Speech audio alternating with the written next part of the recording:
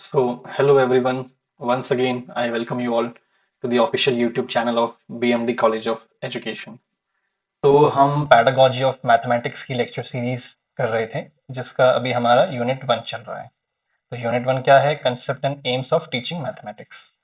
तो पहले के जो वीडियोस हैं उनमें हमने अभी तक सब टॉपिक नंबर 1, सब टॉपिक नंबर 2, 3, 4 और जो लेटेस्ट लास्ट जो था हमने ये किया था। ये दोनों हमने कंबाइंड ही किए थे, एम्स एंड ऑब्जेक्टिव वाला और इम्पोर्टेंस वाला। तो आज हम करेंगे सब टॉपिक नंबर 6। ठीक है, framing objectives according to Bloom's taxonomy. ये बहुत ही इंपॉर्टेंट टॉपिक है आपके एग्जामिनेशन पॉइंट ऑफ व्यू से, and at the same time it is very confusing, बहुत कंफ्यूजिंग है ये। तो इसे हम बहुत ध्यान से पढ़ेंगे, क्योंकि अगर ये समझ आ गया हमें तो आधा काम हमारा आसान वहीं हो जाएगा, फिर खाली हम एग्जाम में शब्दों में लिखनी है चीजें बस। तो चलिए अब हम शुरू करते हैं जी। तो Bloom's taxonomy of instructional objective, ये हमारा टॉपिक है यहाँ से। तो अगर आप थोड़ा भी रिकॉल कर पा रहे हैं, जो हमारा पिछला लेक्चर था उसमें हमने ये ऑब्जेक्टिव टर्म और इंस्ट्रक्शनल ऑब्जेक्टिव डिस्कस किया था। तो एक बार जैसे कि हम देखें, आपको ये याद होगा, ये इन्फोग्राफिक, इसमें हमने देखा था ये लेफ्ट तरफ हमारे एम्स थे, एम्स ऑफ टीचिंग मैथ्स और ऑब्जेक्टिव्स ऑफ टीचिंग मैथ। तो एम्स में हमने बार बार पूछा था क्यों, क्यों प्रश्न हमने पूछा था, क्या मैथ्स क्यों पढ़ते हैं? ताकि प्रैक्टिकल और यूटिलिटेरियन हमारा एम फुलफिल हो सके, डिसिप्लिनरी एम फुलफिल हो सके, इसी तरह कल्चरल और सोशल एम। ठीक है, और ये था हमारा वाई। ठीक है, वाई। अब यहाँ पे हमारा ऑब्जेक्टिव के साथ था व्हाट। ठीक है, व्हाट यानी क्या। तो अब हमने वो तो देख लिया था एम में कि हम क्यों पढ़ रहे हैं। सॉरी, यहाँ पे क्या आएगा, हाँ, एम में हम क्यों पढ़ रहे हैं और यहाँ पे हम क्या पढ़ रहे हैं। तो हमारा मैथ्स पढ़ने के ऑब्जेक्टिव में पहला क्या था कि क्या पढ़ रहे हैं, हम स्किल्स लर्न कर रहे हैं, मैथ्स पढ़ के हम एप्लीकेशन बेस्ड चीजें सीख रहे हैं, हम एटीट्यूड हमारा इंप्रूव हो रहा है। तो ये ऑब्जेक्टिव की बात हो गई यहाँ पे। अब यही ऑब्जेक्टिव हमारे आज के टॉपिक में फिर आ गया है ऑब्जेक्टिव, पर एक दूसरे नाम के साथ, इंस्ट्रक्शनल ऑब्जेक्टिव। ठीक है, किसके संदर्भ में? Bloom's taxonomy of instructional objective. तो हम इस टॉपिक को अच्छे से समझने के लिए इससे पहले तोड़ देते हैं इस पर्टिकुलर जो ये हमारी हेडिंग है इसको। ब्लूम एक शब्द है हमारे पास, फिर उसके बाद हमारे पास टेक्सोनॉमी एक शब्द है, और इंस्ट्रक्शनल ऑब्जेक्टिव हमारे पास एक शब्द है। ठीक है, तो अब ब्लूम जो शब्द है ये किसी का नाम है। ठीक है, और टेक्सोनॉमी जो होता है ये एक शब्द होता है, इसका मतलब क्या है वो हम नीचे भी समझेंगे। और ऑब्जेक्टिव, इंस्ट्रक्शनल ऑब्जेक्टिव क्या होते हैं, तो इन शॉर्ट में अभी बता देता हूँ, डिटेल में हम नीचे पढ़ेंगे। ऑब्जेक्टिव हमने पढ़ा, अभी वापस हमने रिवाइज किया कि कोई भी चीज हम क्या कर रहे थे, यहाँ पे क्या पूछ रहे थे। ठीक है, ऑब्जेक्टिव यानी क्या, हम क्या पढ़ रहे हैं।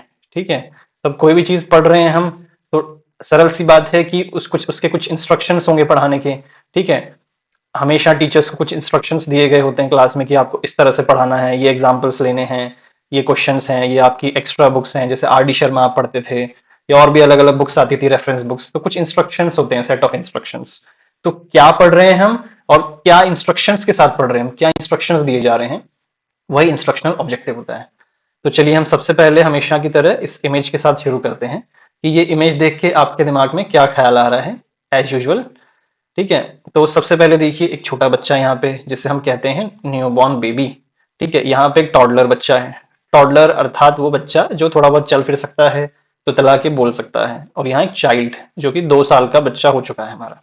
तो अब शुरू में देखते हैं, जैसे ही हमारा बच्चा जब पैदा होता है तो बच्चा तुरंत आसपास की चीजों को जैसे ही सेंस करता है वो रोना शुरू कर देता है जोर जोर से। ठीक है, पर वही बच्चा कुछ महीने का जब हो जाता है, 8-10 महीने का, 8-10 महीने का छोड़िए, 3-4 महीने का भी जब हो जाता है, तो बच्चा थोड़ा थोड़ा देख के स्माइल करने लग जाता है, आंखें उसकी इधर से उधर वो चीजों को देखने लग जाता है।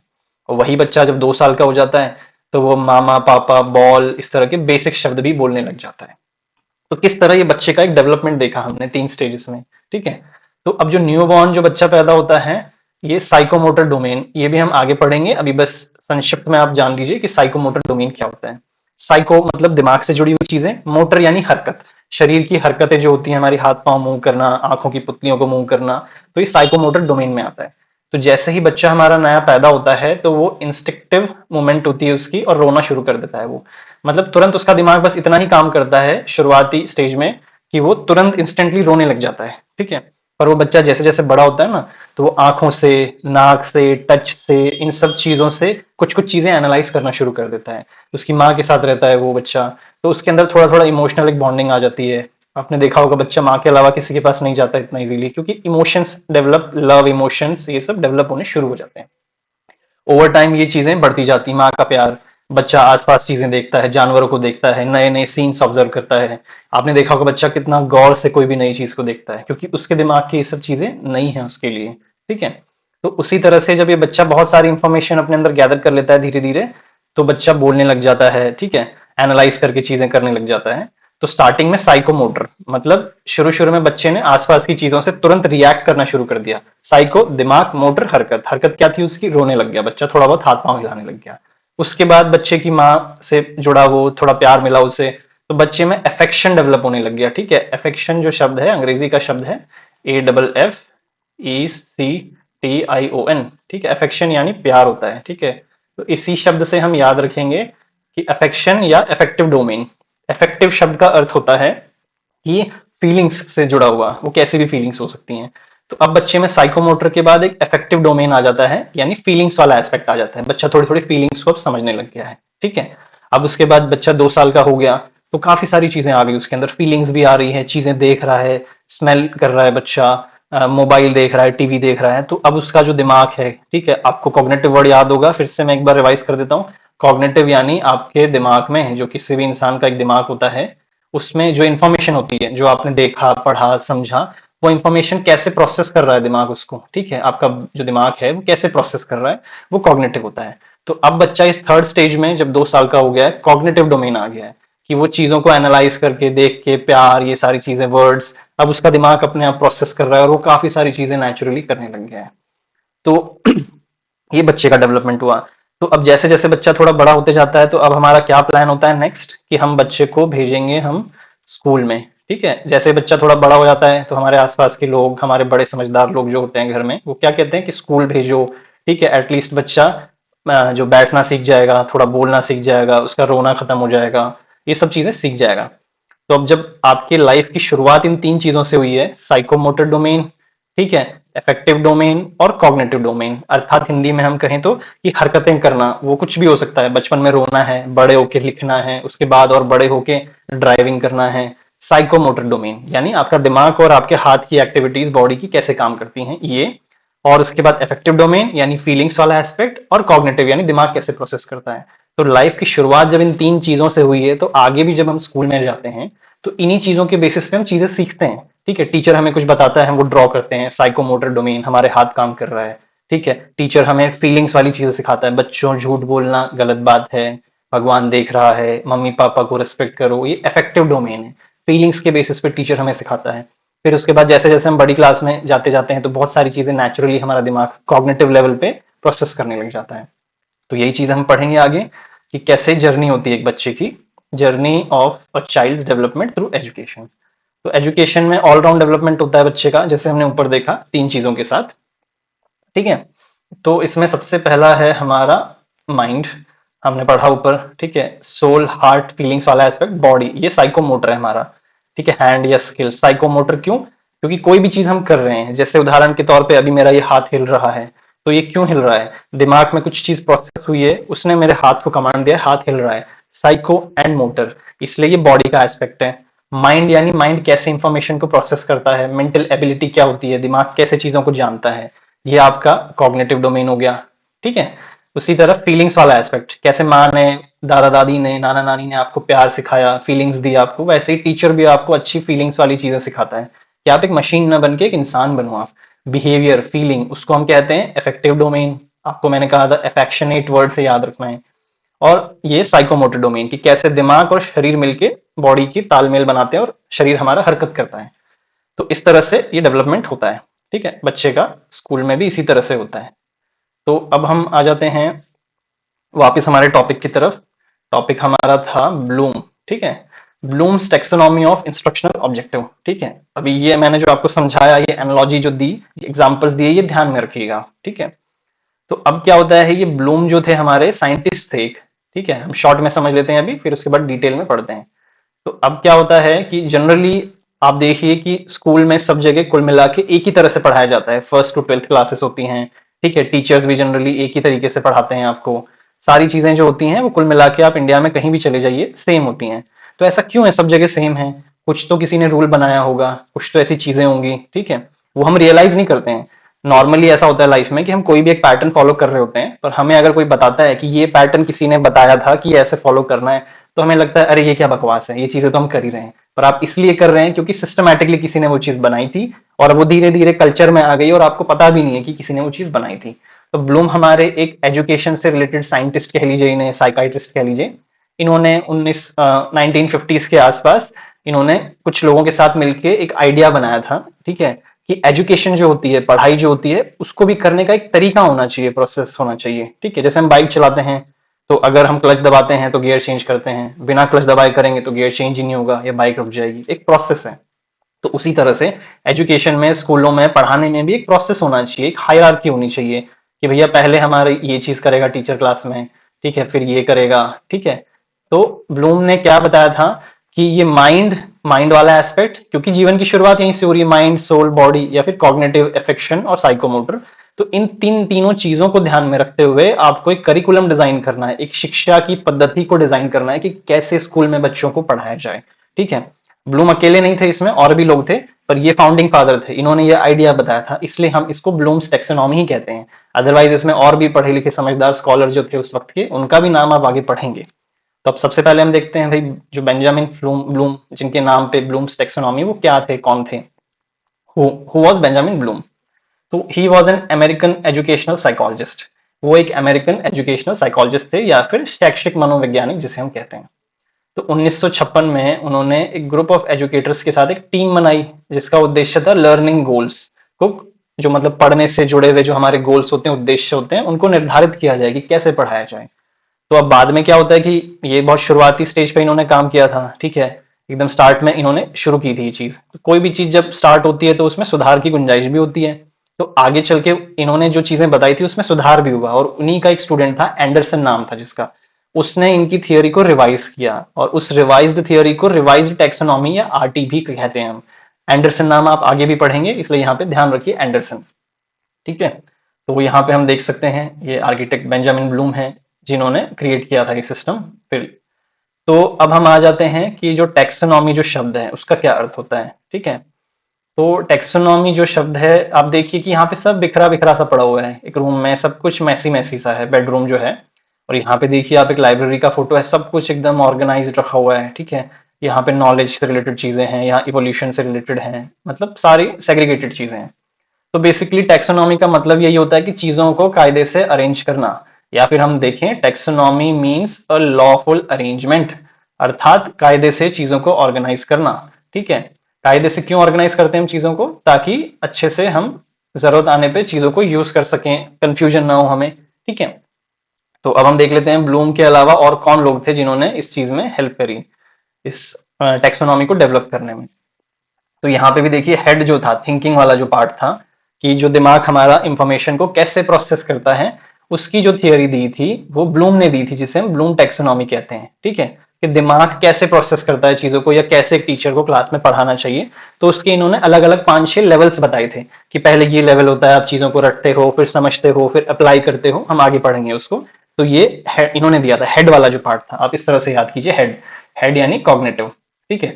अब आ जाता है हमारा दिल, दिल वाला हिस्सा। तो दिल शब्द से ही हमें पता चल रहा है कि दिल यानी फीलिंग्स से रिलेटेड बात हो रही है। जैसे किसी का दिल टूट जाता है तो हम कहते हैं ना कि फीलिंग्स हर्ट हो गई। तो फीलिंग वाला जो पार्ट था, दिल वाला, जिसे हम अफेक्शनेट या अफेक्टिव डोमेन कहते हैं, ये दिया था डेविड क्रैथवेल ने, ठीक है, इन्होंने दिया था। तो इसलिए इसको कहते हैं अफेक्टिव टेक्सोनॉमी, ठीक है। इसे ब्लूम्स टेक्सोनॉमी कहते हैं सब मिला के, क्योंकि ये फाउंडिंग फादर थे हमारे, जो ब्लूम थे। पर मैं जस्ट आपके एक्सप्लेनेशन के लिए कह रहा हूँ कि इसे इफेक्टिव टेक्सोनॉमी कहते हैं। अब हम नीचे आ जाते हैं इस फोटो के, ये हैंड वाला हिस्सा है, मतलब चीजें जो हम हाथ से अपने करते हैं, ठीक है। ये किसने दिया था, ये 1975 के आसपास आर एच डेव ने दिया था, ठीक है। तो इसे हम साइकोमोटर टेक्सोनॉमी कहते हैं। इन तीनों को कंबाइन करके ब्लूम्स टेक्सोनॉमी कहते हैं, क्योंकि ये फाउंडिंग फादर थे। तो यहाँ पे भी देखिए वही लिखा हुआ है कि जो ब्लूम है वो कैप्टन ऑफ द शिप थे, ठीक है। कैप्टन ऑफ द शिप मतलब उन्हीं ने लीड की थी ये टीम, ठीक है। And he focused mostly on cognitive thinking part. His colleague जो भी नाम दिए हुए हैं, क्रैथोवेल है और डॉक्टर आर एच डेव, इन्होंने दूसरी थियरीज दी थी, बट ये कैप्टन ऑफ द शिप थे, इसलिए हम इसे क्या कहते हैं, ब्लूम्स टेक्सोनॉमी, ठीक है। ये इमेज से आप याद रखेंगे। तो अगेन मैं रिवाइज करवा देता हूँ। कॉग्निटिव या हेड वाला पार्ट जो है वो ब्लूम ने दिया था, और बाद में किसने, एंडरसन ने रिवाइज किया था, जिसे हम आरटीबी बोलते हैं, रिवाइज्ड टैक्सोनॉमी। अफेक्टिव वाला या फिर फीलिंग्स वाला जो पार्ट है, दिल वाला पार्ट है, वो किसने दिया था, डेविड क्रैथवेल ने। और साइकोमोटर वाला पार्ट है जो दिमाग और हाथ का कनेक्शन स्किल्स वाला, वो आर एच डेव ने दिया था। ठीक है, तो चलिए अब हम नेक्स्ट स्लाइड पे चलते हैं। अगेन यहाँ पे डिफाइन किया है कि टेक्सोनॉमी क्या है। तो मैं आपको पहले ही बता चुका हूँ कि टेक्सोनॉमी, ये लाइब्रेरी का एग्जांपल दिया हुआ है कि कैसे बुक्स अरेंज थी। सो टेक्सोनॉमी का मतलब है अ लॉफुल अरेंजमेंट। ठीक है, मतलब चीजों को कायदे से अरेंज करना एक नियमबद्ध व्यवस्था से। ठीक है, दो शब्दों से बना है ये, टैक्सेस और नॉमेस। आप लिख सकते हैं एग्जाम में, अच्छे मार्क्स मिलेंगे। ठीक है, तो एजुकेशन पर्सपेक्टिव से क्या होता है टेक्सोनॉमी। ठीक है भाई, पढ़ाई से रिलेटेड कैसे टेक्सोनॉमी शब्द का हम इस्तेमाल करते हैं, या क्या है ये। तो it is a system of classifying learning objectives from simple to complex like a ladder. You cannot reach the top step without climbing the bottom ones. अर्थात हिंदी में यह सीखने के उद्देश्यों को सरल से जटिल वर्गीकृत करने की प्रणाली है। ठीक है, आप नीचे से ऊपर डायरेक्ट नहीं पहुंच सकते हैं। तो बेसिकली कहने का मतलब ये कि टेक्सोनॉमी मतलब हमने क्या पढ़ा था कि ये एक लॉफुल अरेंजमेंट है। यहाँ लॉ शब्द का इस्तेमाल इसलिए किया गया है कि लॉ यानी एक प्रॉपर रूल, कायदे से चीजों को अरेंज करना। ऐसे नहीं कि जिसके जो मन में आया वैसे अरेंज कर दे, कायदे से, सबके लिए लॉ, सबके लिए एक होता है। तो ये जो अरेंजमेंट है ये सबके लिए एक होना चाहिए। तो यहाँ पे learning objective, system of classifying learning objective, मतलब टीचर अगर क्लास में चीजें पढ़ा रहा है, एजुकेशन सिस्टम कोई भी कंट्री का, तो जो क्लासिफाई करे गए रूल्स हैं, ठीक है, वही हमारा टेक्सोनॉमी है यहाँ पे लर्निंग ऑब्जेक्टिव्स के रिलेशनशिप में, कि चीजें कैसे सिंपल से हमें कॉम्प्लेक्स ऊपर तक चीजों को पढ़ाना है। ठीक है, उन्हें हम कहते हैं इंस्ट्रक्शनल ऑब्जेक्टिव। ठीक है, इंस्ट्रक्शनल ऑब्जेक्टिव, वर्ड इंस्ट्रक्शंस का मतलब क्या होता है, किसी को कमांड देना कि जाओ ये करो वो करो। ठीक है, तो इंस्ट्रक्शनल ऑब्जेक्टिव मतलब टीचर को क्लास में क्या करना है, क्या सोच के जाना है।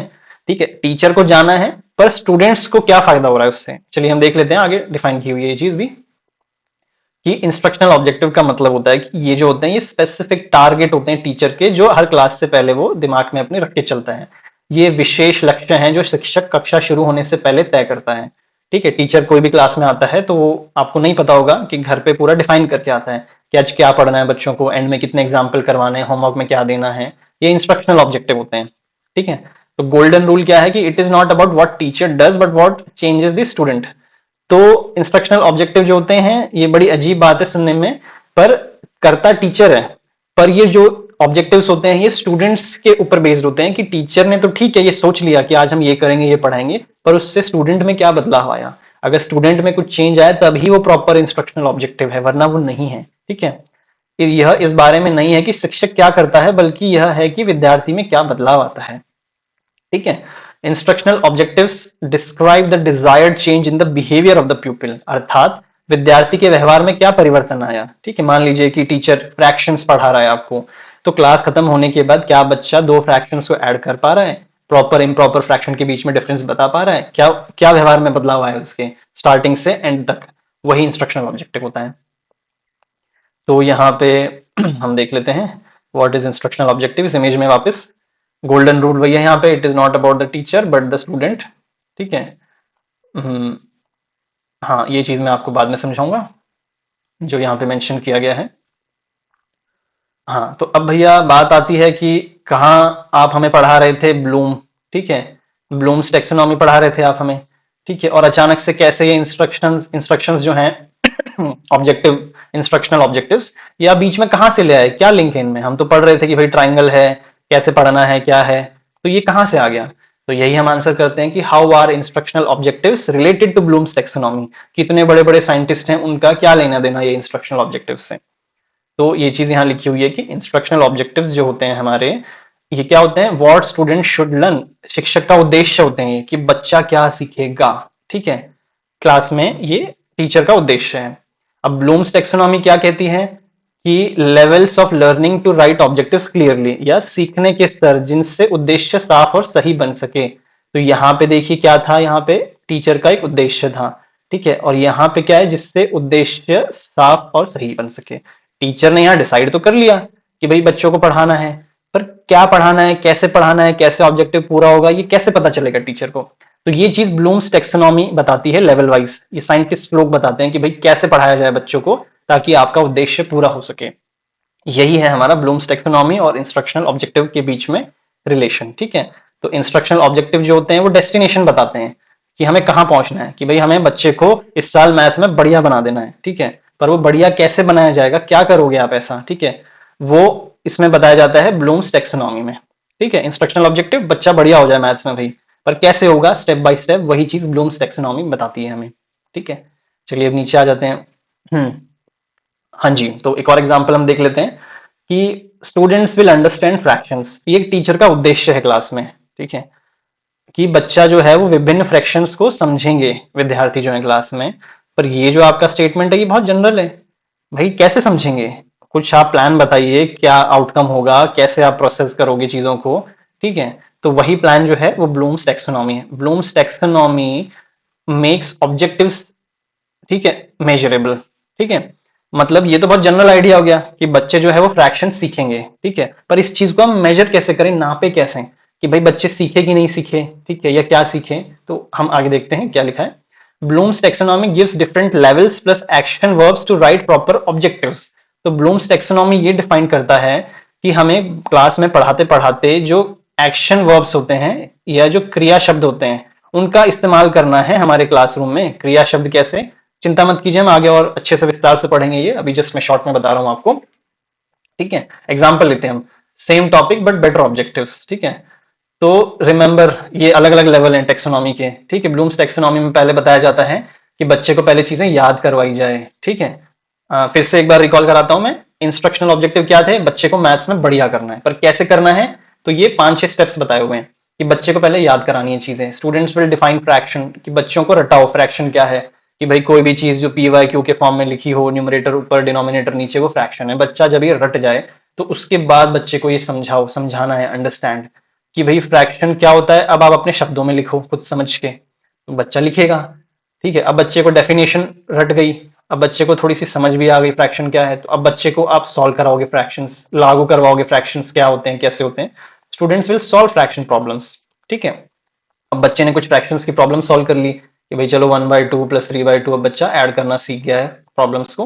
तो अब उसके बाद हमारा जो पार्ट आ जाता है वो एनालाइज करना आ जाता है। एनालाइज मतलब कि क्या बच्चा समझ पा रहा है कि भाई ये जो है ये प्रॉपर फ्रैक्शन है, और ये वाला जो है अपना, ठीक है, ये जो है ये इम्प्रॉपर फ्रैक्शन है, तो बच्चा ये एनालाइज कर पा रहा है। ठीक है, ये हो गया हमारा एनालाइज। उसके बाद टीचर को क्या करना है, इवेल्युएट करना है। ठीक है, कि भाई जो बच्चा है वो जस्टिफाई कर पा रहा है कौन सा मेथड बेस्ट है। मेथड बेस्ट मतलब उदाहरण के तौर पे बच्चे को हमने कोई फ्रैक्शन की प्रॉब्लम दी, तो मैथ्स में एक चीज को करने के कई तरीके होते हैं, तो बच्चे ने अगर तरीका नंबर 1 अपनाया है तो क्या बच्चा बता पा रहा है कि वो तरीका बेस्ट क्यों है। क्यों बताना चाहिए बच्चे को, क्योंकि हमने चीजें उसे रटाई हैं, उसे समझाई हैं, लागू करवाई हैं, क्वेश्चन सॉल्व करवाए हैं, कितना कुछ करवाया है। तो बच्चे को अब जस्टिफाई करना आना चाहिए कि कौन सा मेथड बेस्ट है। ठीक है, अब यही बच्चा धीरे धीरे बहुत सारी चीजें पढ़ेगा, फ्रैक्शंस है, इंटीग्रेशन है, ट्रिग्नोमेट्री है, कॉम्प्लेक्स मैथ्स की प्रॉब्लम है, तो भविष्य में चल के यही बच्चा चीजें क्रिएट करेगा, सृजन करेगा। ठीक है, students will design a real life problem using fractions. उदाहरण के तौर पे मान लीजिए कोई सिविल इंजीनियर है, तो बचपन में उसने मैथ्स बहुत अच्छे से पढ़ी है, बाकी सब्जेक्ट्स बहुत अच्छे से पढ़े हैं, यही सब चीजें रटी उसने, समझा, एनालाइज किया, कॉलेज में गया, फिर पढ़ाई की, फिर यही स्टेप्स फॉलो किए, तो वो आगे चल के he will design real life world problem using fractions. आगे चल के उन चीजों को क्रिएट करेगा वो नॉलेज से। ठीक है, तो अब हम देखते हैं 3 डोमेन। ये 3 डोमेन हम स्टार्टिंग से चलते आ रहे हैं कि क्या थे, कॉग्निटिव था, ठीक है, साइकोमोटर डोमेन था जो हाथ से हम चीजें कर रहे हैं, और इफेक्टिव डोमेन। यहां से हम वापस सब ब्लूम्स टेक्सोनॉमी की तरफ आ जाते हैं, अभी तक हमने शॉर्ट में सब देख लिया था।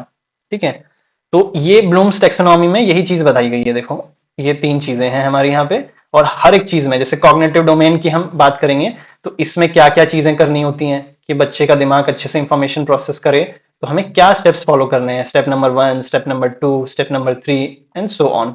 वैसे साइकोमोटर डोमेन जब हम पढ़ेंगे अभी, तो उसमें भी अगेन एक ट्राइंगल बना लो आप कि भाई इतने सारे स्टेप्स फॉलो करने हैं, तब बच्चे का जो दिमाग है और जो उसके स्किल्स हैं जो वो हाथ से करेगा वो कर पाएगा, ये स्टेप्स होने चाहिए। सेम ऐसा ही हमारा फीलिंग वाले एस्पेक्ट में भी आ जाता है कि टीचर को ये सब चीजें करनी है ताकि बच्चे की फीलिंग्स भी डेवलप हो, अफेक्शन डोमेन, फीलिंग महसूस करे बच्चा चीजों को लेके। ये आपको हमेशा याद रखना, एग्जाम टिप है आपकी, कि 3H आपको मेमोराइज कर लेने हैं। 3H क्या है, यहाँ पे आपका है हेड, ठीक है, यहाँ पे आपका हैंड, ठीक है, यहाँ पे आपका हार्ट। इन्हीं तीनों चीजों से आपका सारा ये टॉपिक डिफाइन हो जाता है। ठीक है, हेड, हार्ट, हैंड। ठीक है, थिंकिंग, फीलिंग, डूइंग। तो अब सबसे पहले हम बात करेंगे सर की, कॉग्निटिव की। ठीक है, ये यहाँ पे देख लीजिए, हम कॉग्निटिव की सर की ही बात कर रहे हैं सबसे पहले। ठीक है, तो जो कॉग्निटिव वाला पार्ट होता है, हमने सबसे पहले देखा था, अलग अलग साइंटिस्ट ने काम किया। तो जो कॉग्निटिव डोमेन है वो किसने दिया था? सबसे पहले ब्लूम ने दिया था ये आइडिया। ठीक है, फिर ब्लूम के बाद जो रिवाइज किया था वो उनके एक स्टूडेंट थे एंडरसन। उन्होंने रिवाइज किया, तो हम आरटी बोलते हैं उसको, रिवाइज टेक्सोनॉमी। तो हम यहाँ पे रिवाइज टेक्सोनॉमी पढ़ेंगे। ठीक है, कि क्या है रिवाइज टेक्सोनॉमी, क्योंकि वही काम आ रही है आजकल। ठीक है, तो फोकस क्या है? Knowledge and thinking. कॉग्निटिव जो डोमेन है उसका फोकस है नॉलेज एंड थिंकिंग, ज्ञान और सोच कैसे बच्चों में उत्पन्न किया जाए। ठीक है, और वही चीज लिखी है कि हम रिवाइज टेक्सोनॉमी यूज करेंगे, 6 लेवल्स वाली। इसका ये फ्लो चार्ट है यहाँ पे। ठीक है, ये देखते हैं हम थोड़ा सा जूम करके। ठीक है, तो इसको हम पहले सीढ़ियों की तरह देखते हैं। इसमें क्या क्या हिस्से हैं जो ब्लूम ने और उनके स्टूडेंट ने बताए हैं। कि सबसे पहले बच्चे के लिए आता है रिमेम्बरिंग, टीचर को बच्चे को याद करवानी है चीजें। ठीक है, ये देखो यहाँ पे भी सेम चीज लिखी है। ठीक है, रिमेम्बरिंग यानी फैक्ट्स फॉर्मूलाज को याद करवाना है। फिर अगली सीढ़ी है हमारी अंडरस्टैंडिंग की। ठीक है, अंडरस्टैंडिंग मतलब बच्चे को अपने वर्ड्स में चीजें एक्सप्लेन करनी है। फिर बच्चा अप्लाई करेगा चीजों को, फिर बच्चा एनालाइज करेगा चीजों को, फिर इवेल्युएट करेगा चीजों को, और एंड में आके क्रिएट करेगा। हमने ऊपर देखा था ना, क्रिएट करेगा, इंजीनियरिंग बनेगा, इंजीनियर बनेगा, फिर पुल बनाएगा, इस तरह से चीजें। तो ये कॉग्निटिव डोमेन का सेग्रीगेशन है, या सरल भाषा में अगर मैं कहूं तो इस तरह से टीचर को क्लास में चीजें पढ़ानी है। बच्चे को पहले चीजें, फैक्ट्स, इंफॉर्मेशन रटवानी है, फिर उसको थोड़ी समझानी है, अप्लाई करवाना है, एनालाइज करवाना है, और फाइनली चीजें क्रिएट करवानी है कॉग्निटिव डोमेन के अंतर्गत। तो अब एक एक चीज हम देख लेते हैं थोड़ा सा और अच्छे से। हम्म तो सबसे पहला वाला लेवल यहाँ पे रिमेम्बरिंग है, हम वन बाय वन सारे पढ़ेंगे। ठीक है, रिमेम्बरिंग जो है वो लोएस्ट लेवल होता है। ठीक है, इसका मतलब क्या होता है? हमने पहले भी देखा कि जो फैक्ट्स को, फॉर्मूलाज को याद करना, चीजों को डिफाइन करना, ये मेमोरी बेस्ड है, रट्टाफिकेशन बेसिकली जिसे हम कहते हैं। ठीक है, एक्शन वर्ब्स। एक्शन वर्ब्स या बार बार देखेंगे हर एक हमारे डोमेन के अंदर। एक्शन वर्ब्स ये वो क्रियाएं होती हैं जो ये बताती हैं कि काम क्या हो रहा है, और वो काम को हम देख सकते हैं, आंक सकते हैं। ठीक है, उदाहरण के तौर पर अगर मैं कहूं कि क्या आप ये चीज समझे, ठीक है, तो आप समझे नहीं समझे वो आपके दिमाग में है। ठीक है, पर वहीं पे मैं आपको कहूं कि ये फॉर्मूला लिख के बताओ, तो मैं देख पा रहा हूं कि आप लिख रहे हो। तो ये एक्शन वर्ब्स होते हैं। और ये टीचर को क्लास में ध्यान रखना है कि बच्चे को जब पढ़ा रहे हो, आप चीजें रटा रहे हो, तो ऐसे नहीं कहना है कि क्या आप ये चीज समझ गए। नहीं, बच्चे से ये पूछना है या ये कहना है कि आप लिख के बताओ ये फॉर्मूला, आप बोल के बताओ, आप डिफाइन करके बताओ, क्योंकि ये चीज आप देख पाओगे। तो ये एक्शन वर्ब्स हैं। ये हर एक जो भी टॉपिक है, जैसे याद करवाना है बच्चे को, तो इस तरह के वर्ड्स आपको यूज करने हैं कि बच्चा सुनो, ये चीज आप मुझे लिस्ट बना के लिख के दिखाओ। बच्ची आप सुनो, ये चीज मुझे आप याद करके और सुनाओ, दिख रहा है आपको ये चीज। तो ये हमारा सबसे पहला स्टेज हो गया, लोवेस्ट लेवल। चीजें आपको याद रखनी है, बच्चों को रटवानी है क्लास में। ठीक है, रिमेंबर यानी रटवानी है आपको एक तरह से। अब उसके बाद अगला लेवल जो आ जाता है, यहाँ पे हमने देखा अंडरस्टैंडिंग, तो वही अब हम यहाँ पे पढ़ेंगे। अंडरस्टैंडिंग, अंडरस्टैंडिंग मतलब बेसिकली समझ। ठीक है, तो सॉरी, इसमें क्या करना होता है आपको कि ग्रास्पिंग द मीनिंग। ठीक है, आप सिर्फ पैरटिंग नहीं कर रहे हो, आप सिर्फ रट नहीं रहे हो, आप अपने शब्दों में चीजों को एक्सप्लेन कर रहे हो। हिंदी में कहें तो अर्थ को समझना, आप सिर्फ रट नहीं रहे हो, समझ रहे हो। इसके एक्शन वर्ब्स क्या होते हैं? कि एक्सप्लेन, क्लासिफाई, डिस्टिंग्विश, ठीक, गिव एग्जांपल्स। तो अब इन दोनों को हम एक बार कंपेयर करते हैं, ये एक्शन वर्ब्स और इन दोनों को। मान लीजिए आपने बच्चे को कहा कि भैया ए प्लस बी होल स्क्वायर का फॉर्मूला रट लो तुम। तो बच्चे ने रट लिया। अब आप उससे पूछो कि write the formula for a plus b whole square. ठीक है, तो बच्चा आपको पेपर में लिख के दिखा देगा और आपने आंखों से देख लिया। तो आपको कैसे वर्ब्स यूज करने हैं बच्चे के लिए? बच्चा लिख के बताओ, राइट इट। बच्चा लिस्ट बना के दिखाओ, list it down on your paper. बच्चा रिकॉल करके मुझे सुनाओ, बताओ आप देख पा रहे हो। अब वही चीज अंडरस्टैंडिंग में आ जाते हैं, समझ में कैसे हमें वर्ड्स को यूज करना है। अब बच्चा कोई चीज समझा है कि नहीं समझा, आप उससे पूछिए कि बच्चे मुझे एग्जाम्पल्स दीजिए। ठीक है, इस चीज के जो आपने पढ़ी है। फॉर एग्जाम्पल आपने सिलेंडर के बारे में पढ़ा है, तो सिलेंडर के एग्जाम्पल्स दीजिए। Give me examples of cylinder shape at your house. ठीक है, explain what is the difference between cylinder and a cone. इस तरह से आपके ये एक्शन वर्ब्स होंगे, आप देख सकते हो इन चीजों को। बच्चा जब बताएगा तो आप देख सकते हो आंखों से। तो ये एक्शन वर्ब्स हो गए इसके। अब मैथ्स का एग्जांपल यही है, देखो। बच्चा जो है डिस्टिंग्विश कर पाएगा सिलेंडर और कोन के बीच में। बच्चा बता पाएगा कि क्या डिफरेंस होता है एक कोन में और एक सिलेंडर में, दोनों का शेप अलग होता है। यहाँ स्टार्टिंग में रटने में क्या था, बच्चा बता पाएगा फॉर्मूला क्या है सिलेंडर का, जैसे volume of cylinder pi r square h होता है। अब आ जाती अप्लाई करना, कि बच्चे ने भैया रट भी ली चीज, बच्चे ने समझ भी ली चीज, अब भैया उसको लागू करना है। तो लागू करना है, ये भी वहीं लिखा है, किसी वास्तविक समस्या या नई स्थिति में कैसे उपयोग करना है। कि आपने सिलेंडर पढ़ तो लिया थियोरेटिकली किताब में, टीचर ने भी पढ़ा दिया, अब घर पे बच्चे के आ जाते हैं पेंटर, और वो एक सिलेंड्रिकल टंकी को बाहर से पेंट करते हैं। तो बच्चे को आना चाहिए कि मैंने, मैडम ने क्लास में मुझे सिलेंडर का फॉर्मूला पढ़ाया था कि बाहर का कर्व्ड सरफेस एरिया कैसे निकालना है। ठीक है, सिलेंडर का कर्व्ड सरफेस एरिया, एक सेकंड बनाते हैं, ये हमारा सिलेंडर हो गया सपोज, तो इसको बाहर से हमें पेंट करना है, तो इसका कर्व सरफेस एरिया कैसे निकालेंगे। तो बच्चे ने रट के समझ के और चीज को लाइफ में अप्लाई किया, लागू किया। ठीक है, ये अगला स्टेज हो गया। ठीक है, एग्जाम्पल, बच्चा जो है वो कैलकुलेट कर पा रहा है कॉस्ट ऑफ पेंटिंग का सिलेंड्रिकल पिलर, वही जो मैंने एग्जाम्पल दिया कि सिलेंडर को बाहर से पेंट करने का बच्चा एरिया कैलकुलेट कर पा रहा है। अब अगला स्टेज आ जाता है हमारा एनालाइज करना, विश्लेषण करना जिसे हम कहते हैं। तो इसका क्या अर्थ होता है विश्लेषण करने का, कि कोई भी कॉम्प्लेक्स प्रॉब्लम को छोटे टुकड़ों में तोड़ देना। ठीक है, किसी जटिल समस्या को छोटे भाग में तोड़कर समझना, यही होता है हमारा। तो इसके एक्शन वर्ब्स क्या होते हैं, एनालाइज, कंपेयर, सेपरेट, डिफरेंशिएट। ठीक है, अब उदाहरण के तौर पे सिलेंडर के टर्म्स में हमें बोल दिया जाए, ठीक है, कि ये सिलेंडर है, ठीक है, और ये आपके घर का सिलेंडर है, फिर हॉस्पिटल के घर का सिलेंडर है, ऐसे बहुत सारे आपके एरिया में सिलेंडर्स हैं। तो आप ये बताइए कि एक हॉस्पिटल का जो सिलेंडर है, ठीक है, हॉस्पिटल का सिलेंड्रिकल टैंक हम कह लेते हैं, उसका जो हाइट है, उसका जो वॉल्यूम है, उसको कंपेयर कीजिए कॉलोनीज या छोटे घरों के सिलेंडर से, क्या डिफरेंस होता है इनमें। ठीक है, पेंट करने का खर्चा कितना आता है। तो एक बड़ी जटिल समस्या है, इसको आपको बेसिकली टुकड़ों में तोड़ना है, कि इसका भी कर्व सरफेस एरिया आप निकालोगे, ठीक है, इसका भी निकालोगे, आप एवरेज निकालोगे। तो इन शॉर्ट आपने विश्लेषण किया, आपने एनालाइज किया। तो ये चीज अगला स्टेज होता है कि आपने चीजों को अप्लाई किया, अब आपके दिमाग में और आपके जहन में वो चीजें इतनी अच्छे से बैठ गई हैं कि अब आप चीजों को एनालाइज भी कर सकते हो। ठीक है, तो इसका उदाहरण है कि जो student will be able to analyse a word problem to find relevant data, वही सेम चीज, कि कोई प्रॉब्लम दे दिया गया, जैसे मैंने ये बताया हॉस्पिटल का टैंक और घरों का टैंक, उसको बच्चा खुद एनालाइज करेगा। अब अगला हमारा स्टेज आ जाता है इवैल्यूएशन या इवैल्यूएटिंग जिसे हम कहते हैं, इसका मतलब होता है मूल्यांकन करना। मूल्यांकन करना बेसिकली वही होता है कि जजमेंट करना किसी चीज पे। अब आपने देखा होगा रियलिटी शोज में जज बैठे रहते हैं, तो तो वो जज कैसे बनते हैं, उनका लाइफ का बहुत एक्सपीरियंस होता है। जैसे डांस इंडिया डांस के जजेस हैं, ठीक है, धर्मेश सर हैं, रेमो सर हैं, वो क्यों मतलब जजेस की कुर्सी पे बैठते हैं, क्योंकि उन्होंने जीवन में काफी अच्छा खासा अनुभव कर लिया है। तो अब वो इस मुकाम पे हैं कि वो चीजों का मूल्यांकन कर सकते हैं कि कौन सही डांस कर रहा है कि नहीं कर रहा, इवेल्युएट कर सकते हैं। ठीक है, तो यहाँ पे अब जजमेंट का स्टेज आ जाता है कि checking if a solution is correct और जस्टिफाइंग अ मेथड।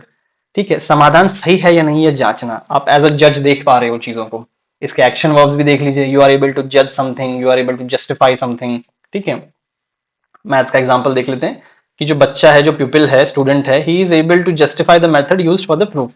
मतलब अब आप जस्टिफाई भी कर सकते हो कि जो सिलेंडर है उसके लिए जो हमारा वॉल्यूम है वो पाई आर स्क्वायर एच होता है, जो पाई आर, एक second, pi r square h. तो आप जस्टिफाई भी कर सकते हो कि ये कैसे आया पाई, ये आर क्यों यूज हुआ, ये हाइट ऐसे क्यों यूज हुई, ये फॉर्मूला कैसे डिराइव हुआ। आप इतना अब धुरंधर हो चुके हो पढ़ाई में, चीजों को आप जज कर सकते हो। ठीक है, कि यही क्यों यूज किया हमने, ठीक है, सिलेंडर का ही फॉर्मूला कैसे डिराइव हुआ, तो ये आ गया। तो अब ये धुरंधरी से ऊपर भी एक लेवल आ जाता है हमारा, जिसको हम बोलते हैं क्रिएशन वाला, क्रिएटिंग वाला, सृजन करना या बनाना। कि अब आप इतने एडवांस हो गए हो, चीजें रट ली, समझ ली, एनालाइज कर ली, जज कर लिया, कि अब आप खुद की चीजें बना सकते हो। ठीक है, खुद की चीजें कैसे, putting parts together to make something new. ठीक है, इसका एग्जाम्पल क्या है, कि जो बच्चा है, प्यूपिल है, able to formulate new hypothesis. कि आप इतना पढ़ लिख ली हो, पीएचडी कर ली, इतना धुरंधर हो गए हो, इतना चीजें आपने याद कर ली हैं, कि अब आप सिलेंडर के बेस पे आपने अपने पीएचडी में कोई नया टॉपिक ही बना दिया है। ठीक है, कुछ नया ही डिराइव कर दिया है आपने, आप मैथमेटिशियन बन गए हो। ठीक है, इस लेवल पे आप आ गए हो। ठीक है, तगड़े वाले मैथमेटिशियन। तो आपने चीजें क्रिएट कर दी। तो देखो कैसे हमने चीजें शुरू करी थी। ठीक है, सबसे पहले हमारा क्या था यहाँ पे, रिमेम्बरिंग, याद करना, अंडरस्टैंडिंग, अप्लाइंग। तो इसको हम दो तरीके से देख सकते हैं। एक क्लास लेवल पे, कि टीचर को ऐसे ही पढ़ाना होता है अपने क्लास में, हर एक सब्जेक्ट को, हर एक टॉपिक को बच्चे को चीजें रटाई जाए, समझाई जाए। और लाइफ में भी ऐसा होता है कि जब आप बहुत सारी क्लासेस, कॉलेजेस पढ़ लेते हो, तो इन जनरल आप शुरू शुरू में चीजों को रटते हो, फिर धीरे धीरे समझ आती है, मेच्योरिटी आती है, और आप फिर अपने करियर में चीजों को चुनते हो, करियर क्या होगा आपका। ठीक है, ये दो तरीके से ये चीज काम करती है, एक क्लास में और एक ओवरऑल लॉन्ग टर्म पर्सपेक्टिव में। ठीक है, तो अब हम ये एग्जाम्पल का यहाँ पे जो सिलेंडर का एग्जाम्पल हमने यूज किया शॉर्ट में यहाँ पे बना के दिखा दिया है आपको। रिमेंबरिंग मतलब सिलेंडर का फॉर्मूला रट लेना, अंडरस्टैंडिंग मतलब सिलेंडर और कोन के बीच में डिफरेंशिएट कर पा रहे हो आप, अप्लाई कर पा रहे हो, एनालाइज कर पा रहे हो। ठीक है, वही चीज जो हमने ऊपर लिखी थी आपके रिवीजन के लिए यहाँ पे लिखी है, आप इसको पॉज करके एक बार देख सकते हैं। अब हम आ जाते हैं नेक्स्ट, साइकोमोटर डोमेन। ठीक है, अब आप याद कीजिए तीन एस्पेक्ट के तीन एच थे हमारे। ठीक है, हेड, हार्ट और हैंड। हेड हमने पढ़ लिया, हेड क्या था, कॉग्निटिव। ठीक है, कॉग्निटिव था। अब उसके बाद आ जाता है हमारा हार्ट, तो हार्ट हम बाद में पढ़ेंगे क्योंकि वो इजी है, अगला जो है अभी हम पढ़ते हैं हैंड। ठीक है, तो हैंड क्या था हमारा, साइकोमोटर। ठीक है, जो कि हम यहाँ पढ़ने वाले हैं, साइकोमोटर डोमेन द हैंड। ठीक है, तो इसमें क्या होता है कि हमारा फोकस क्या होता है, इसमें टीचर का फोकस क्या होना चाहिए, motor skills, coordination, drawing and using tools. तो क्लास में टीचर का फोकस होना चाहिए कि बच्चे की मोटर स्किल्स, यानी मान लीजिए मैथ्स पढ़ा रहे हैं तो बच्चा हाथ से अपने ड्राइंग करके कोन बना पाए, सिलेंडर बना पाए। ठीक है, ड्राइंग उपकरणों का प्रयोग कर सके। तो इसका जो मॉडल होता है वो मॉडल क्या होता है, मैंने बताया था RH डेव जी ने डेवलप किया था ये मॉडल। ठीक है, साइकोमोटर, ये इंडियन ही थे।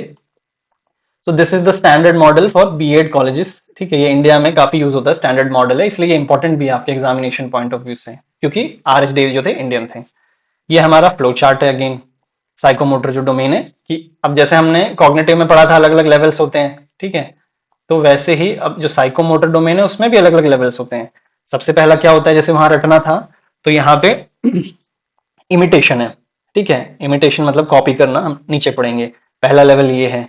दूसरा क्या है, चीजें मैनिपुलेशन करना। तीसरा है प्रिसीजन, एक्यूरेसी से चीजें करना। चौथा है आर्टिकुलेशन। पांचवा है नेचुरलाइजेशन। ठीक है, मतलब इस तरीके से चीजें करनी है कि हमारा स्किल, हाथ का स्किल इस तरह से डेवलप हो जाए। एग्जाम्पल यहाँ दिया हुआ है, driving a car without thinking और सॉल्विंग ज्योमेट्री कंस्ट्रक्शंस एफर्टली। ठीक है, मतलब जब हम कार शुरू शुरू में सीखते हैं तो कितना हम कंफ्यूज होते हैं, कब क्लच दबाएं, कब गियर दबाएं, वो गाड़ी आ गई, वो जानवर आ गया, कितना कंफ्यूजन रहता है। बट धीरे धीरे कितना एफर्टलेसली हमारी चीजें हो जाती है। मतलब हम शुरू में तो कॉपी करते हैं, हमें कोई भी सिखा रहा है कार ड्राइव करना तो हम कॉपी करते हैं कि अच्छा ये हैंडल ऐसे घुमाओ, और धीरे धीरे इतना नेचुरल हो जाती है हमारे लिए चीजें कि हम सोचते भी नहीं है ड्राइव करते वक्त। ठीक है, तो यही चीज यहाँ पे हमें साइकोमोटर में बताई जाएगी कि कैसे हम कॉपी करते हैं, इमिटेशन से लेके कैसे वो चीज एकदम नेचुरल हो जाती है हमारे लिए, हमारे नेचर का ही पार्ट हो जाती है। ज्योमेट्रिक कंस्ट्रक्शंस होते हैं जो उसमें भी ये चीज अप्लाई होती है मैथ्स में, बट मैंने आपको रियल लाइफ एग्जांपल दिया। तो इसमें सबसे पहले आ जाता है लेवल 1 और 2। ठीक है, लेवल 1 जो है इमिटेशन है, इन दोनों को यहाँ पे क्लब कर दिया है, जो नीचे में इमिटेशन मैनिपुलेशन को यहाँ पे इन्होंने क्लब कर दिया है। ठीक है, प्रिसीजन यहाँ पे आ गया है, और अगेन 4 और 5 जो आर्टिकुलेशन और नेचुरलाइजेशन को क्लब कर दिया है, क्योंकि रिलेटेड ही है ये। तो ये आप पॉज करके देख लीजिएगा, पहले हम इसके पॉइंट्स पे आ जाते हैं कि इसमें इमिटेशन का क्या मतलब है। ठीक है, तो इमिटेशन का मतलब होता है कि कॉपी करना, कॉपिंग थिंग्स। ठीक है, तो इमिटेशन मतलब student watches the teacher and tries to copy the action.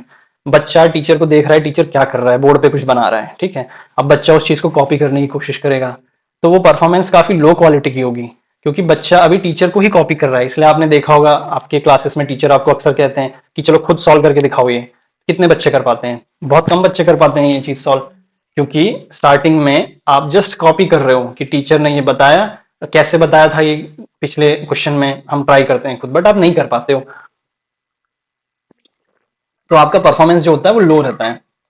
अब मैथ्स का एग्जांपल लेते हैं हम, कैसे कॉपिंग a diagram of triangle from the board, कि भाई बच्चा जो है वो डायग्राम बना रहा है ट्राइंगल का बोर्ड से देख के, त्रिभुज। ठीक है, देखिए यहाँ देख सकते हैं टेढ़ा मेढ़ा डायग्राम बना रहा है बच्चा, क्योंकि अभी कॉपी कर रहा है बच्चा, तो परफॉर्मेंस लो रहेगी। अब अगला आ जाता है मैनिपुलेशन, कि बच्चा कॉपी करने की खुद कोशिश कर रहा है पर नहीं कर पा रहा है, तो बच्चे को मैनिपुलेट करेगा टीचर, इंस्ट्रक्शंस देगा कि भाई तुम ऐसे नहीं ऐसे बनाओ, ये 3 पॉइंट रखो। हम छोटे बच्चों को नहीं सिखाते, ये 3 डॉट दे दिए हमने, ठीक है, अब यहाँ से ऐसे सीधी लाइन खींचो, फिर ऐसे करो, फिर ऐसे करो। ठीक है, तो बच्चा उसको मतलब फॉलो करता है, हम उसको इंस्ट्रक्शन देते हैं। ठीक है, कि student acts by following written और verbal instruction just not at looking. बच्चा आपके इंस्ट्रक्शंस को फॉलो कर रहा है, सिर्फ देख नहीं रहा है। और धीरे धीरे बच्चे को आप जैसे इंस्ट्रक्शन देते हो, जैसे दूसरी क्लास का बच्चा है तो आप उसको कहोगे कि भैया 5 सेंटीमीटर की लाइन बनाओ, क्योंकि बच्चा सेकंड क्लास में है तो इतना बना सकता है। तो ये आप इंस्ट्रक्शंस दे रहे हो, बच्चे को मैनिपुलेट कर रहे हो। अब अगला स्टेज आ जाता है इसका, प्रेसिजन एक्यूरेसी। ठीक है, एक्यूरेसी मतलब सटीक होना चीजों का। तो इसका मतलब होता है कि doing the task with control and accuracy, no mistakes. तो अब देख रहे थे कि जो बच्चा शुरू शुरू में ऐसा ऐसा ऐसा ऐसा ट्राइंगल बना रहा था, वो धीरे धीरे आते आते बार बार उसको करते करते एकदम सटीक ट्राइंगल बना पा रहा है वो। ठीक है, एकदम सटीक सर्कल बना ले रहा है वो अब। ठीक है, उसे हम कह रहे हैं भाई अब तू रेक्टेंगल बना, तो वो परफेक्ट बना ले रहा है, बिल्कुल कोई चीज की मिस्टेक नहीं कर रहा है, क्योंकि बच्चे ने पहले ट्राई किया, फिर टीचर ने मैनिपुलेट किया, फिर अब उसमें खुद एक्यूरेसी आ गई है। Example, drawing a graph accurately without needing to erase. Graph बनाना या फिगर्स बनाना, बच्चा अब उसको मिटाने की जरूरत नहीं पड़ रही है। ठीक है भाई, बच्चे में सटीकता आ गई है। तो अब अगला लेवल क्या होना चाहिए? अगला लेवल है आर्टिकुलेशन, हार्मनी या समन्वय जिसे हम कहते हैं। तो इसका मतलब होता है कि combining many actions together in a smooth sequence. उदाहरण के तौर पे हम ले लेते हैं कि जैसे बच्चे को हम पहले बोलते थे कि भाई तू रेक्टेंगल बना, पर अब बच्चा इतना मतलब कॉन्फिडेंट हो गया, इतना अच्छे से चीजें बना रहा है कि अब वो 3D चीजें बना रहा है। ये रेक्टेंगल को यूज करके बच्चे ने ये क्यूबॉइड बना दिया। ठीक है, एक सेकंड, जैसे ये अपना इस तरह से 3D फिगर बना दिया बच्चे ने। ठीक है, ये 3D बन गया, आपका क्यूबॉइड बन गया। तो ये बच्चा कैसे कर पाया? पहले उसने बेसिक चीजें सीखी, फिर इसने सोचा कि दो चीजों को अगर मैं कंबाइन कर दूं तो कैसा होगा। तो बच्चे का दिमाग अब इतना डेवलप हो गया कि वो चीजों को कंबाइन कर रहा है। Combining many actions together in a smooth sequence, कि कई क्रियाओं को एक साथ जोड़कर एक स्मूथ क्रम में कर रहा है वो। एग्जाम्पल, बच्चा setting up compass, measuring the radius and drawing a circle. बच्चे ने ना कंपास उठाया अपना, या डिवाइडर जिसे हम बोलते हैं, उससे प्रॉपर एकदम बढ़िया सर्कल बना दिया। ठीक है, उस सर्कल का बच्चे ने ना रेडियस भी बना दिया एकदम परफेक्ट। जो बच्चा पहले इतना बेकार सा सर्कल बना रहा था ऐसा ऐसा, वो अब इतना बढ़िया सर्कल बना रहा है। क्यों? क्योंकि बच्चों में आर्टिकुलेशन आ गया है, अभी टीचर ने उसको इंस्ट्रक्शंस दिए, फिर अब धीरे धीरे वो स्मूथ होते जा रहा है बच्चा। तो अब धीरे धीरे बच्चा स्मूथ हार्मनी में आने के बाद अगला उसका जो स्टेज ऑफ डेवलपमेंट होता है, जो टीचर को कराना है और नेचुरली बच्चे में आ जाता है, वो है नेचुरलाइजेशन। मतलब बच्चे में अब ऑटोमेटिक चीजें हो रही हैं, अब उससे कोई ज्यादा इंस्ट्रक्शंस कमांड टोकने की जरूरत नहीं पड़ रही है। जो स्किल है वो एक हैबिट बन गई है, ऑटोमेटिक चीजें हो रही है।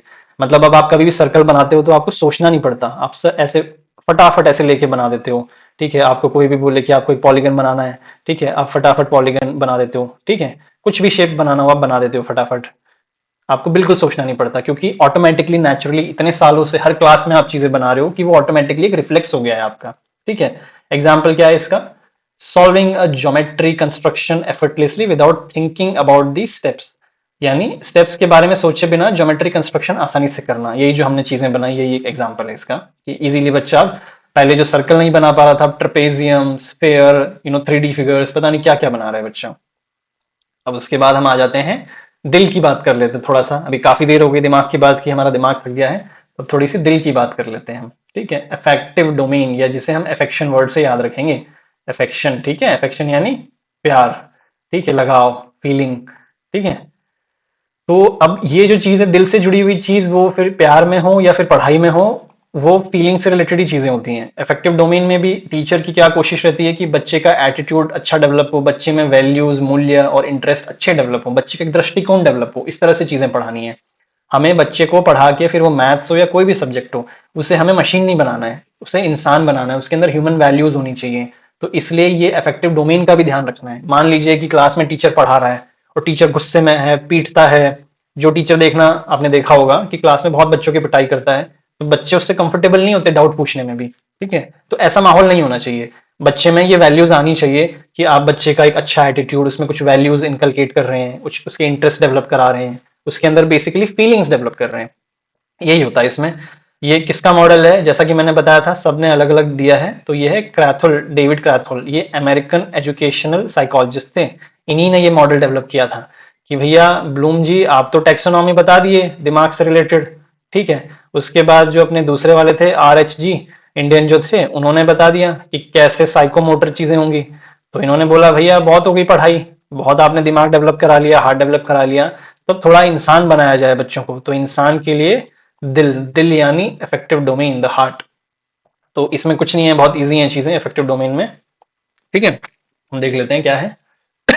सॉरी, ये डायग्राम आप बना दीजिएगा कि बच्चा रिसीविंग होना चाहिए, बच्चा रिस्पॉन्डिंग होना चाहिए, वैल्यू करे बच्चा चीजों को, प्रायोरिटाइज करे चीजों को, क्या अच्छा है क्या बुरा है, कैरेक्टराइजेशन हो उसका, अच्छा इंसान बने आगे चल के वो। ठीक है, उदाहरण के तौर पे बच्चा रिसीविंग यानी विलिंग टू लिसन। कई बच्चे नहीं होते क्लास में, सुनते ही नहीं है, टीचर भी परेशान हो जाता है।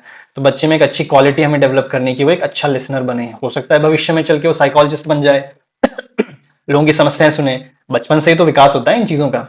रिस्पॉन्डिंग हो बच्चा, एक्टिवली पार्टिसिपेट करे चीजों में, तो इस तरह का बच्चा जो एक्टिवली पार्टिसिपेट करेगा वो बच्चा बन जाएगा हमारा एक्सट्रोवर्ट आगे चल के। ठीक है, एक्सट्रोवर्ट बच्चा हो सकता है कि फौज में अफसर बन जाए, ठीक है, कमांड करे चीजों को, लीड करे टीम्स को, क्योंकि वो एक्सट्रोवर्ट है। तो इसी तरह से ये क्वालिटीज बच्चे में डेवलप करानी है टीचर को। ठीक है, ये थर्ड डोमेन है। इसको हम एक बार देख लेते हैं। बच्चे को रिसीविंग बनाना है, मतलब बच्चा विलिंग टू लिसन हो, अटेंशन दे क्लास में, सुनने की उसकी शक्ति डेवलप हो, एक्टिवली पार्टिसिपेट करे चीजों में। ठीक है, भागीदारी, सक्रिय भागीदारी, जैसे प्रश्नों का उत्तर देना, होमवर्क करना, वैल्यू करे चीजों को। ठीक है, कि भाई काम आपका साफ सुथरा होना चाहिए, ठीक है, काट पीट नहीं होनी चाहिए उसमें। उसके बाद वैल्यूज को प्रायोरिटाइज करे, कि मान लीजिए एग्जाम आ रहे हैं तो पढ़ाई पहले है, खेलना बाद में है, मूल्यों को प्राथमिकता दे बच्चा। ठीक है, उसके बाद बच्चे का कैरेक्टराइजेशन या चरित्र जिसे हम बोलते हैं, कि बच्चे को हम बचपन में सिखा रहे हैं कि ये साफ सुथरे रहो, चीजों को सुनो, डिसिप्लिन रहो, प्रायोरिटाइज करो। तो यही चीजें आगे चल के लाइफ में बच्चे के चरित्र के रूप में निखर के आती हैं। कि उदाहरण के तौर पे बच्चा हमेशा ऑनेस्ट है और ऑब्जेक्टिव है, निष्पक्ष है, ईमानदार है। तो ये चीजें भविष्य में चल के कैरेक्टराइजेशन का रूप ले लेती हैं। तो पढ़ाई इसी तरह से होनी चाहिए कि हमारा फीलिंग्स का भी ध्यान हो, क्योंकि फीलिंग्स नहीं होंगी तो एक अच्छा समाज नहीं बन पाएगा। ठीक है, ह्यूमन जो है वो एनिमल से डिफरेंट क्यों है? क्योंकि हम इमोशंस, फीलिंग सिर्फ समझते नहीं है, उससे कैसे समाज का भला किया जाए, कैसे आसपास चीजों को इंप्रूव किया जाए, वो भी हमें हमारे इंसानों के अंदर है। तो ये बहुत जरूरी चीज है। तो ये हमारी तीनों चीजें हो गई है। हमने हेड भी पढ़ लिया, कॉग्निटिव हार्ट भी पढ़ लिया, अभी जस्ट पढ़ा हमने दिल। ठीक है, और हमने हैंड भी पढ़ लिया, साइकोमोटर। तो ये आपका हो गया ब्लूम्स टैक्सोनॉमी कंप्लीट। ठीक है, ये कंप्लीट हो गया आपका। तो अब उसके बाद इसी से रिलेटेड जो हमने ऊपर नहीं पढ़ा था कि ऑब्जेक्टिव्स इन ऑब्जेक्टिव्स के बारे में हमने पढ़ा था, इंस्ट्रक्शनल ऑब्जेक्टिव्स। तो अब इसी तरह से इसी से जुड़ा हुआ ये टॉपिक है, बहुत आसान है, कि how to write objectives in behavioural terms. ठीक है, तो ऑब्जेक्टिव हमारे उद्देश्य थे, टीचर के जो उद्देश्य हैं, इंस्ट्रक्शनल ऑब्जेक्टिव्स जो हैं, कि टीचर को क्लास में कैसे क्या चीजें पढ़ानी है, ये लेवल है। दिमाग डेवलप करने के लिए ये चीजें हैं। ठीक है, साइकोमोटर स्किल्स डेवलप करने के लिए ये चीजें हैं। बच्चे का दिल या फिर बच्चे में फीलिंग्स है, ये चीजें हैं। तो इसको कैसे ऑब्जेक्टिव्स को बिहेवियरल टर्म्स में कैसे मतलब टीचर इंप्लीमेंट करेगा। ठीक है, इन शॉर्ट क्लास में टीचर क्या भाषा यूज करे, क्या शब्दों का यूज करे, कि टीचर का बिहेवियर ऐसा हो कि ये जो हमने टेक्सोनॉमी में चीजों को डिवाइड किया है, ये चीजें क्लास के करिकुलम का पार्ट बने, कि टीचर इस तरह से पढ़ा पाए। तो क्या बिहेवियर में ऐसे चेंजेस हैं, क्या ऑब्जेक्टिव्स होने चाहिए। तो इसका बेसिकली एक ही चीज है कि यहाँ पे हमें एक्शन वर्ड से रिलेटेड है चीजें। बेसिकली दिक्कत क्या होती है क्लास में, देखिए, टीचर अगर कहता है कि I want students to understand the topic, मतलब मैं चाहता हूं एक टीचर के तौर पे कि आप ये टॉपिक समझो। तो ये तो एक स्टेटमेंट है, आप मेजर कैसे करोगे? ठीक है, आप इसको मापोगे कैसे कि बच्चे जो हैं वो समझ रहे हैं नहीं समझ रहे हैं? तो ये स्टेटमेंट ही गलत है। तो टीचर को इसकी जगह क्या यूज करना चाहिए? ठीक है, ये गलत है, क्योंकि अंडरस्टैंडिंग दिमाग के अंदर होती है, दिखाई नहीं देती, इससे आप नाप नहीं सकते। ठीक है, एक बार इन्फोग्राफिक देखते हैं क्या कह रहा है। गोल्डन रूल, ठीक है, अंडरस्टैंडिंग इज इनविजिबल, मतलब अंडरस्टैंडिंग शब्द इनविजिबल, आप माप नहीं सकते, ये बैड वर्ड है। ठीक है, आपको ये अपने बिहेवियर में नहीं लाना है। एज अ टीचर आपको ये अपने बिहेवियर में ये शब्द को नहीं लाना है। आपको स्टॉप हो जाना है इस तरह के अंडरस्टैंड, नो, ये शब्द इस्तेमाल नहीं करने हैं। आपको एक्शन वर्ब्स इस्तेमाल करने हैं। याद है आपको एक्शन वर्ब्स मैंने आपको बताए थे, ये रहे देखिए। सबसे पहले जो रटना वाला था उसमें एक्शन वर्ब था कि टीचर को ये इस्तेमाल करना है कि बच्चे मुझे बताओ आपने क्या सीखा, बोल के बताओ। ठीक है, आपको ये नहीं कहना कि बच्चे समझ गए आप, बच्चे कहें जी मैडम समझ गए, आगे चल दिया आप, नहीं, आपको बोलना है बच्चे मुझे ये बोल के बताओ, मुझे लिख के बताओ, जो चीज आप देख सकते हैं वो बतानी है, बेसिकली एक्शन वर्ब्स। तो यही चीज आपको बिहेवियर में लानी है कि ऑब्जेक्टिव्स जो हैं, आपके उद्देश्य हैं, वो बिहेवियर में क्या होने चाहिए। ठीक है, बिहेवियर में कैसे रिफ्लेक्ट होंगे आपके उद्देश्य। तो आपको इस तरह के शब्दों से बचना है एज अ टीचर। आपको एक्शन वर्ब्स का इस्तेमाल करना है। कैसे वर्ब्स? डिफाइन करो, बच्चा डिफाइन करके बताओ पेपर में, बच्चे ड्रॉ करके बताओ, बच्चे मुझे पेपर में सॉल्व करके बताओ, बच्चे ये चीज कैलकुलेट करके बताओ। ऐसी चीजें नहीं बोलनी कि आप समझ गए बच्चे ये चीज, क्या आपको अंडरस्टैंड हो गई ये चीज। ठीक है, बच्चे मैं अप्रिशिएट करती हूँ आपने क्या सीखा। ठीक है, ये चीजें नहीं होनी चाहिए, एक्शन वर्ब्स होने चाहिए। यही समाधान है, यहाँ लिखा हुआ है कि the solution lies in action verbs. To make learning visible we use action verbs, या हिंदी में कहें कि सीखने को विजिबल बनाने के लिए हम एक्शन वर्ब्स का प्रयोग करते हैं। ऐसे शब्द, ठीक है, जो ऐसी क्रिया बताते हैं जो आप देख या माप सकते हैं। ये बहुत इंपॉर्टेंट है हिंदी स्टूडेंट्स के लिए कि ऐसी क्रिया बताते हैं। ठीक है, ये ऐसे शब्द हैं जो ऐसी क्रिया बताते हैं जिसे आप देख या माप सकते हैं। ठीक है, अब ये बैड वर्ड्स हैं, ठीक है, अब गुड वर्ड्स हैं, हमने ऊपर देख लिए थे इन्फोग्राफिक में। तो बेसिकली ये एक टीचर का फॉर्मूला होना चाहिए क्लास में कि आपको कोई भी चीज पढ़ानी है, समझानी है, तो पहला आपका जो सेंटेंस है, जो आप भाषा में बोलोगे बच्चों को, तो आपको ये कहना है कि the students will be able to, ठीक है। एक्शन वर्ब आ जाएगा यहाँ पे। एक्शन वर्ब में क्या होगा कि भाई मान लीजिए मैं कुछ पढ़ा रहा हूँ बच्चों को, 10 लीनियर इक्वेशंस पढ़ा रहा हूँ मैं बच्चों को, एक टॉपिक है लीनियर इक्वेशन। सो मैं एज अ टीचर पढ़ा रहा हूं, तो मेरे बच्चे जो हैं, the students will be able to recognise linear equations, ठीक है। रिकॉग्नाइज मतलब पहचानना, ठीक है। तो मेरे जो बच्चे हैं ना, वो मेरे इस लेक्चर के बाद जो लीनियर इक्वेशंस है उसको पहचानना सीख जाएंगे। The students will be able to recognise the linear equations, और आप देख पाओगे कि बच्चे पहचान पा रहे हैं कि नहीं पा रहे हैं, बजाय इसके कि आप क्लास में कहोगे the students will know about, कि स्टूडेंट जो है ना वो लीनियर इक्वेशंस के बारे में जान जाएंगे। भाई क्या जान जाएंगे, कैसे जान जाएंगे? तो ये एक अच्छा स्टेटमेंट नहीं है टीचर के हिसाब से। एक टीचर को क्लास में बोलना है कि the students will be able to recognise linear equations, कि बच्चे इस लेक्चर के बाद लीनियर इक्वेशंस को पहचान जाएंगे। और यहाँ ऊपर क्या लिखा हुआ है कि बच्चे जान जाएंगे। भाई लीनियर इक्वेशन को इंसान थोड़ी है कि मतलब स्टूडेंट्स उसे जान जाएंगे, रिकॉग्नाइज कर पाएंगे कि ये इक्वेशन लीनियर इक्वेशन है। तो ये एक गुड स्टेटमेंट है टीचर्स के पर्सपेक्टिव से, और ये बैड है। और इस फॉर्मेट में टीचर को हमेशा सेंटेंस अपना बीच में एक्शन वर्ब होना चाहिए, और आगे जो भी आप कंटेंट बता रहे हैं बच्चों को। ये एग्जांपल है यहाँ पे, अगेन हमने लीनियर इक्वेशन का, ठीक है, कि बच्चे को हम पहले चीज रटवा रहे हैं, तो हमें क्या सेंटेंस यूज करना है कि the student will be able to recognise the linear equation, बच्चा पहचान पाएगा। समझदारी के पर्सपेक्टिव से जो बच्चा है वो एग्जाम्पल दे पाएगा कि याद करिए आप, हमने जो बनाया था अभी, हाँ जी, तो हमने ऊपर अभी जो बनाया था हेड वाला जो पार्ट था आपका कॉग्निटिव, उसमें सबसे नीचे था रिमेंबर, फिर उसके बाद था अंडरस्टैंड, फिर अप्लाई, इस तरह से था। तो उसी बेसिस पे ये बताया गया है लीनियर इक्वेशंस को हम कैसे बच्चे को रटवाएंगे। क्या मतलब कहेंगे कि ये पर्टिकुलर क्लास के बाद the students will be able to recognise linear equations, बच्चे पहचान पाएंगे क्योंकि मैंने रटवा दिए उन्हें। उसके बाद बच्चों में समझ आ जाएगी सेकंड लेवल की, तो बच्चे एग्जाम्पल दे पाएंगे उस समझ के बेसिस पे। फिर थर्ड लेवल पे आ जाएंगे हम, थर्ड लेवल पे तो बच्चे अप्लाई कर पाएंगे, सॉल्व कर पाएंगे लीनियर इक्वेशंस। और ये साइकोमोटर स्किल, अब ये दूसरा वाला हमारा वो आ जाता है जो साइकोमोटर वाला जो हमने पढ़ा था डोमेन, उसके अंतर्गत बच्चा क्या कर पाएगा कि ग्राफ बना पाएगा बच्चा, ठीक है। बेसिकली ये अपना कॉग्निटिव को और साइकोमोटर को कंबाइन करके एग्जांपल दिया हुआ है कि इनिशियली बच्चा देखो कॉग्निटिव चीजें कर रहा है, याद कर रहा है, रट रहा है, अप्लाई कर रहा है, फिर उसको हाथ से ड्रॉ कर रहा है इक्वेशन को। तो ये दोनों जो डोमेन है हमारे, ये यहाँ पे कनेक्ट हो गए हैं, ठीक है। क्लासरूम एग्जाम्पल देखिए, वही चीज है सेम यहाँ पे कि बच्चा पहले रटेगा, समझेगा प्रोबेबिलिटी, फिर अप्लाई करेगा, ठीक है। यहाँ पे ये डाइस है, सांप सीढ़ी खेलते हैं हम इससे, ये ताश के पत्ते हैं जहाँ प्रोबेबिलिटी अप्लाई होती है, ठीक है। तो अब ये टॉपिक आपका यहाँ पे लगभग हो गया है एंड, ठीक है। अब यहाँ पे हम एक बार क्विक रिवीजन कर लेते हैं क्योंकि ये टॉपिक थोड़ा सा कॉम्प्लेक्स था। तो क्विक रिवीजन जो है ये आप अपने एग्जाम में भी इस शीट को यूज कर सकते हैं क्विक रिवीजन के लिए। सबसे पहले क्या पढ़ा हमने कि टेक्सोनॉमी का क्या मतलब होता है, चीजों को अरेंज करना सिंपल से कॉम्प्लेक्स में। फिर उसके बाद हमने क्या पढ़ा कि कॉग्निटिव जो होता है, फर्स्ट वाला एच होता है हेड, किसने दिया था, एंडरसन ने। इसमें क्या क्या था, रिमेंबर था, अंडरस्टैंड था, apply, create, evaluate.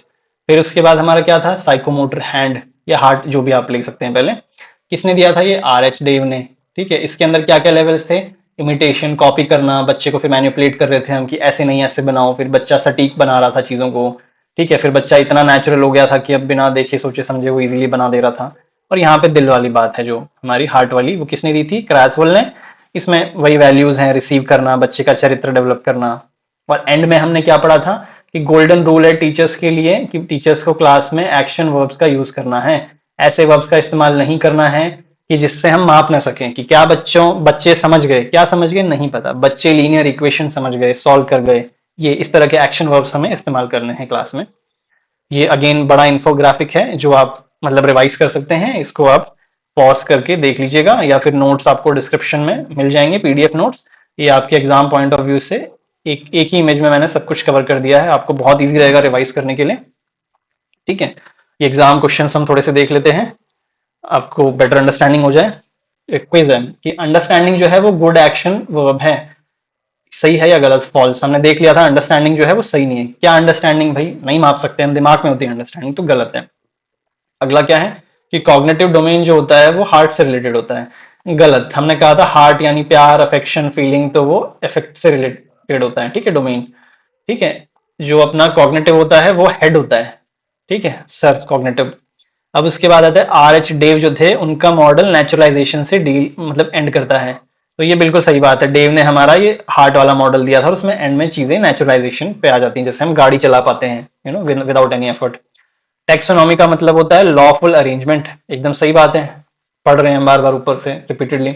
You should know, you should use know to write objectives.